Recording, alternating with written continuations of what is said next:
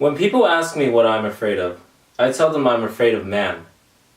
I'm afraid of man's destruction on this earth, his greed, his constant need for power, his unwillingness to cease or change.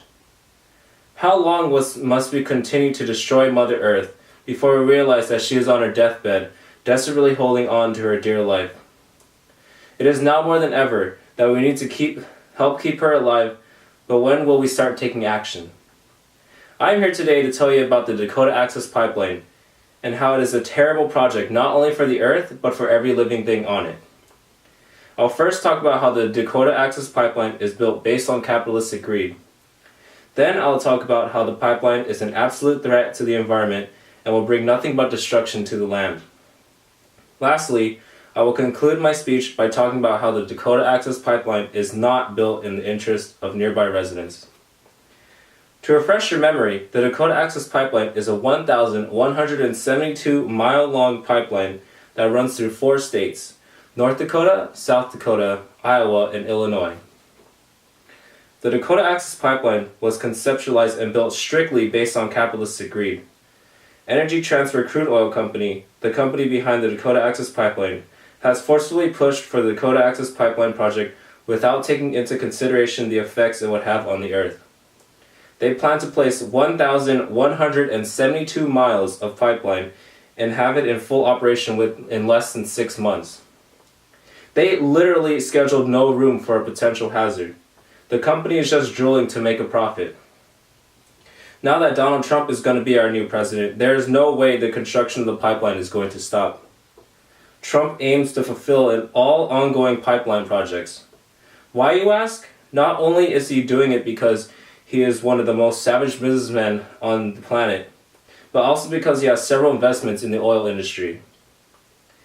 On November 12, 2016, Daniel Medina and Cherry Sodi, editors from NBC News, stated on NBCnews.com, Trump's campaign financial disclosure forms revealed that President-elect's investment totaling between $500,000 and $1 million in Energy Transfer Partners suggests a possible vested financial interest in the completion of the pipeline. The notorious Donald Trump strikes again.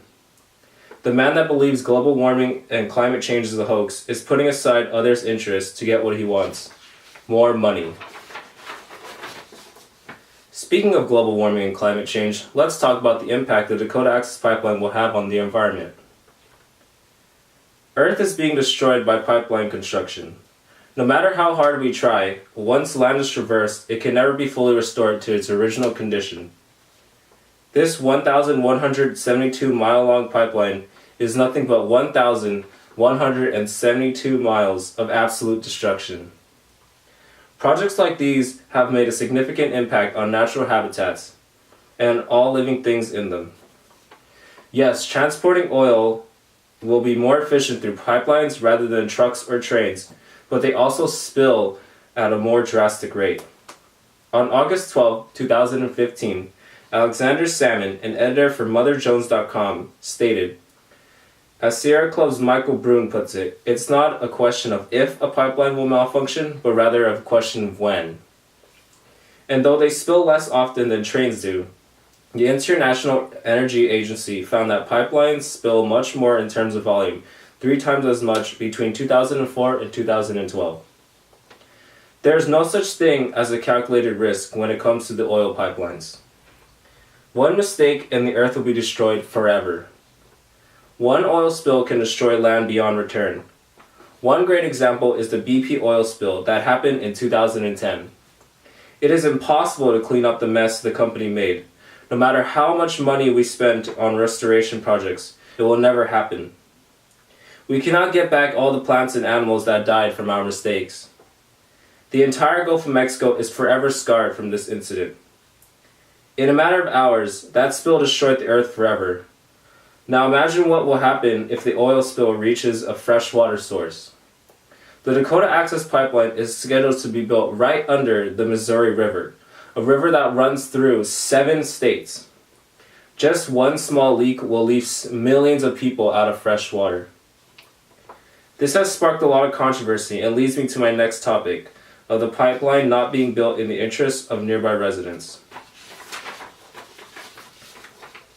People have been actively protesting over the Dakota Access Pipeline since it was first approved for construction in June 2016. Hundreds have been arrested thus far, and police are on site armed with weapons. Madison Park, an editor for CNN.com, stated on August 31st, 2016, the Standing Rock Sioux tribe filed a complaint in federal court alleging that the construction and operation of the pipeline threatens the tribe's environmental and economic well-being, and would damage and destroy sites of great historic, religious, and cultural significance to the tribe. The federal government failed to find any religious or cultural significance to the land, and pushed the continued development of the pipeline. This upsets me greatly. My own government has no respect of culturally significant land. Who are you to say what is sacred to me? Who are you to say what my culture is, or what I should or should not believe in? You have taken away so much from the Native Americans. What else do they have to live for in this country where they are supposedly guaranteed life, liberty, and the pursuit of happiness? Julie Richards, a protester against the construction of the Dakota Access Pipeline, was interviewed by NBC News on Thanksgiving Day. She said, "Thanksgiving is not our holiday. That is the beginning of the end of our land, of our rights, of our culture, and almost of our ceremonies. But we have to fight for everything we have. Today we must continue to fight. Our ancestors fought so we shall remain. It's up to us to do the same." This statement is extremely significant, for it truly represents the struggle Native Americans have faced for centuries. Sadly, the cycle continues, and it is now more than ever that we need to come together and fight against the Dakota Access Pipeline. In conclusion, the Dakota Access Pipeline is a terrible project not only for the earth, but for every living thing on it. This pipeline was built and conceptualized based on capitalistic greed.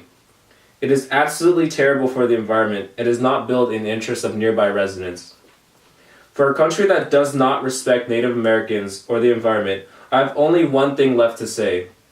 We will not stop fighting until the Dakota Access Pipeline is stopped from being built. Thank you.